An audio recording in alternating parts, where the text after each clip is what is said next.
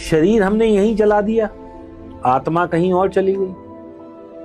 अब आज अगर मैं परेशान हूं तो मुझसे कहा जाता है भाई पिछले जन्म के कोई कर्म होंगे, तो पिछले जन्म की सजा मुझे वहीं क्यों नहीं मिल गई? मुझे ये कैरी फॉरवर्ड का सिस्टम क्यों है?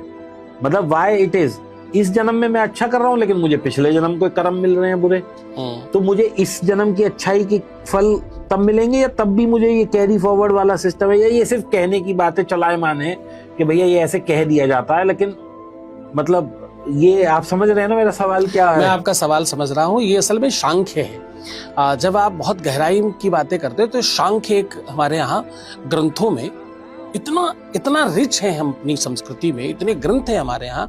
अब हमारे यहाँ आदत क्या है, लोगों को पढ़ना नहीं है, लोगों को वो सोशल मीडिया यूनिवर्सिटी में ही सारा सर्च करना है। वहीं से ही है। वहाँ क्या होता है कि आपके पास जानकारी है नहीं, तो जो आप जानते हैं आपको लगता है यही सत्य है, इतना ही सत्य है। एक्चुअली क्या है, इसके लिए सांख्य कहता है जब आप जा रहे हैं, जब किसी की मृत्यु हो गई, आप जलाए जाते हैं, इसकी पूरी व्यवस्था बताई सांख्य ने कि ये होता कैसे है। तो उसने कहा कि धनानि भूमौ पशुवष्ट गोष्ठे भार्या गृहद्वार सखा श्मशाने। कौन कहां तक जाएगा उसने यात्रा बताई। फिर कहता देहस्थितायाम परलोक मार्गे धर्मानुगो गक्षत जीव एकाहा। बोले एक चीज साथ जाती है, शरीर तो छूट जाएगा लेकिन एक चीज तुम्हारे साथ जाएगी। बोले क्या? बोले धर्मानुगो गक्षत जीव एकाहा। उस जीव के साथ उसका किया हुआ धर्म और उसका किया हुआ कर्म उसके साथ जाता है।